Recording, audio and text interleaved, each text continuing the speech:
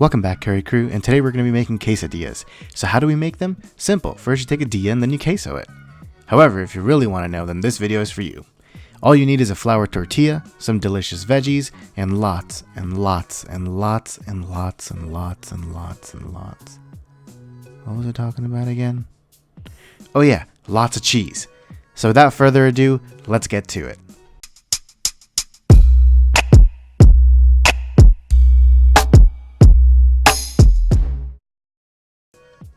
So first what we're going to do is we're just going to cut up some veggies because we are making this a vegetarian quesadilla because yes, they do exist and they do want some delicious food.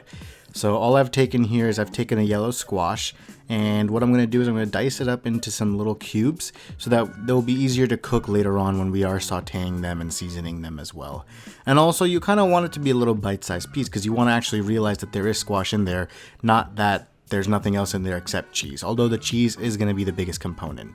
So now our squash is done, and all we're going to do is we're going to transfer it into a different container and set it aside for later when we want to saute it with our next vegetables that we're going to be cutting as well.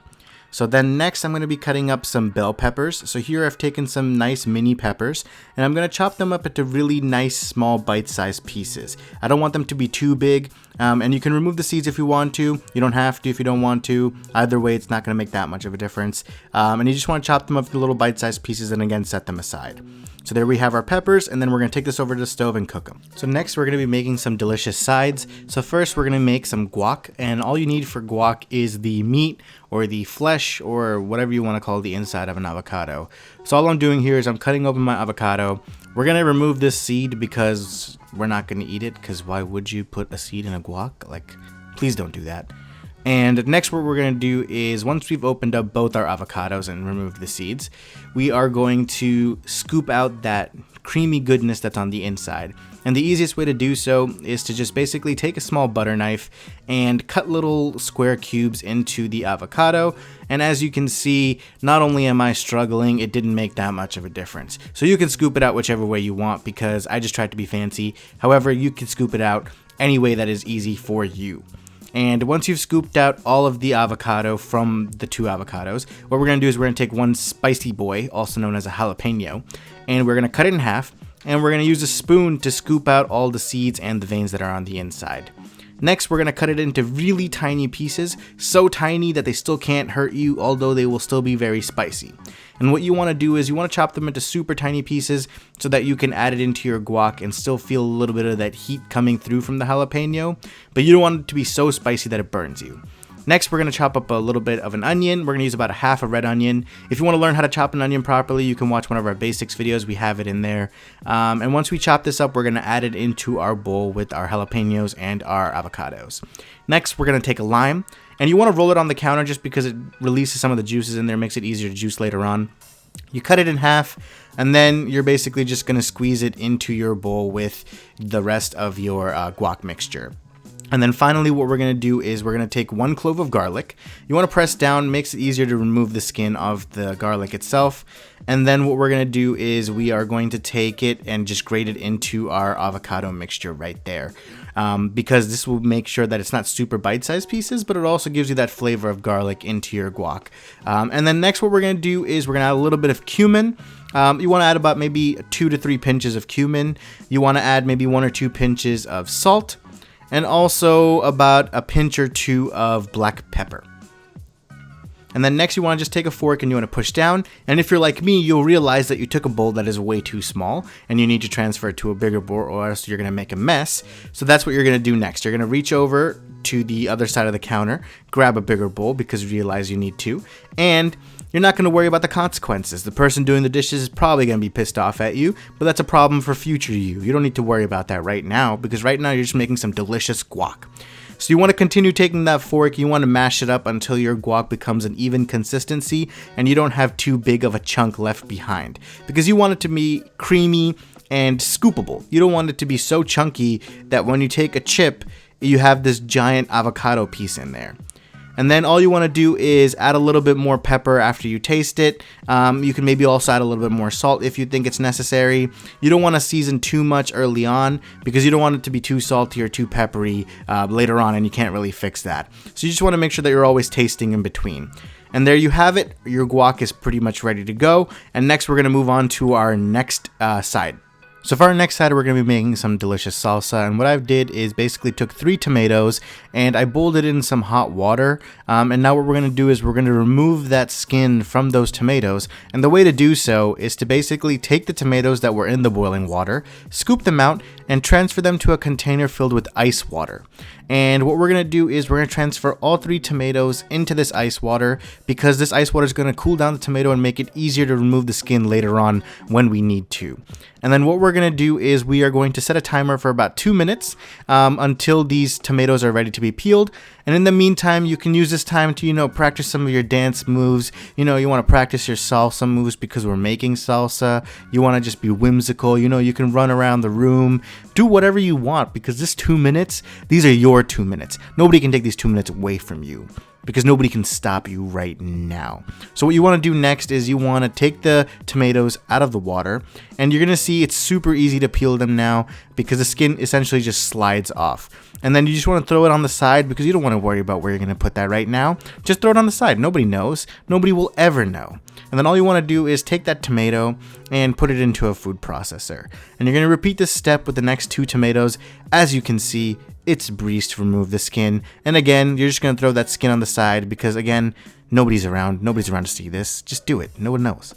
And then once you finish taking all 3 tomato skins off and put it in the food processor, you're going to take another half red onion and you're just going to give it a quick chop. It doesn't have to be super tiny or anything because the processor is going to do the work for you anyways.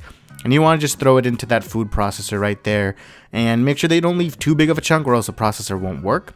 However, if you chop it small enough into, medium-sized pieces, you shouldn't have any problems. So you're just going to slide the rest of the onions in there, and then what we're going to do is we are going to add another spicy boy, also known as a jalapeno. However, this time I'm going to leave the seeds and veins in because I want it to be spicy. I want this salsa to make me hurt because I want it to be good. Next, you take a lemon. We're only going to use half a lemon. So you're just going to squeeze that juice into the processor, and you're going to mix it all together with the tomatoes, the onions, and the jalapenos, because who doesn't like the juice? And next, you want to take some garlic. I take 2 cloves of garlic, and you just want to take the skin off. You don't want to do anything else with them besides that, because why would you? The process is going to do it for you. Don't make it complicated. This is just salsa. It's nothing complicated. So all you want to do is take that skin off. As you can see, it was a breeze. I didn't struggle at all. Who struggles? I don't. Shh. Now what you want to do is you want to take both of these, give it a tiny little chop, and just throw it into that food processor. As I'm watching this, I'm telling myself, just throw it into the food processor. So as you can see, I'm throwing it into the food processor.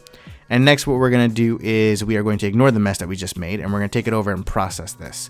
So you're just going to put the lid on, and you're going to take it over to the food processor and make our salsa. And there you have it. We have our salsa. Next, what we're going to do is we're going to season it. So it's very important to season it because then it's going to taste good. So what you want to do first is add about a teaspoon of pepper. You want to add about a teaspoon of salt, and you can always taste it and add more if you ever need to. I'm also going to add about a teaspoon of cumin later on once I taste it, just to add some extra flavor to our salsa itself. However, for now, I'm just going to mix it up and taste a little bit of it just to see how much it needs. Next, I'm going to realize that it needs a lot because it's not flavorful yet, so I'm going to add about a teaspoon of cumin. And I'm going to mix it up again because why wouldn't I? Why would you just leave the cumin in one place? You obviously want to mix it together so that it's in every single bite. Next, we're going to shred our cheese. So I'm going to take half a block of Colby Jack cheese because this cheese offers a little bit of stringiness and pulliness, and that's what gives us that great cheese pull. I'm also going to take half a block of spicy cheddar, or you can use regular cheddar, whatever you want. And then what we're going to do is we're just going to grate it into this bowl as well. And as you can see, this is what our final mixture looks like. So now it's time to saute our veggies. So what we're going to do is we're going to take about a teaspoon to a teaspoon and a half of olive oil, and we are going to wait for it to warm up a little bit and just spread it around our pan because we want it to be evenly coated and we don't want any of our veggies to stick to the bottom of the pan. So first what we're going to do is we're going to take our summer squash and we're just going to throw it in there, and we're going to saute this only until you start seeing a little bit of color on it. You don't want to overcook them because they're going to be cooking also once you put them inside the quesadilla, and you also want them to have a little bit of bite. You don't want them to be too mushy or release too much water because then it's just going to make the quesadilla taste like mush. So you want to just have a little bit of color on them, and next we're going to add in our peppers that we cut before. And what we're going to do is once the peppers start to get a little bit of color on them along with the squash, then we're going to start seasoning it with all of our spices and all of our seasonings that we're going to be adding in here. So you just want to cook it for about a minute or two, not too much. You just want to do it until you see a little bit of color on all of them. So a little bit of like a brown color on both veggies. And what we're going to start doing is we're going to start adding in a little bit of paprika, a little bit of cumin. So we added about a teaspoon of cumin, and we're also going to add about a teaspoon of paprika. And then finally, we're going to add about a teaspoon of chili powder. And you can use a little bit less. You can use in different ratios as you see fit, depending on what your preferences are. We're also going to add in a little bit of salt. You can add about maybe half a teaspoon of salt. You can always add more after tasting it. And you're going to add about a half a teaspoon of black pepper as well. And all you want to do now is you want to mix all of these together until it is uniform, because you don't want all the spices staying on only a few of the veggies, because it's not going to taste good. Like, obviously. Why wouldn't you spread it around? You know, spread the love. Because you want to spread the spice. Spread the love, the spice, everything nice. So you can turn off the heat and you can just let it cook in that residual heat that you have in the pan. And make sure that you mix all of them properly. And once they're all mixed, you can take them out and put it into a separate bowl. So now it's time to assemble our quesadilla. All you got to do is take the veggies and basically put a line of the veggies across the quesadilla on one of the sides. And once you've put the veggies in there, you want to make sure that they are in a singular line. And then we're going to top it with some of our cheese blend that we have there. So this one's extra veggie because why not? And all we're going to do now is take some of our cheese that we had shredded earlier, and we're going to top it on top of the veggies that we have there. And you want to just put a ton of cheese because why not? Like, more cheese the better. Every time you have extra cheese, no one's complaining unless you're vegan. So this is not for you. But we may make something for you later on. Who knows? I don't know. Do you know? I don't know. So all we've done is we've taken the cheese and put it across our quesadilla.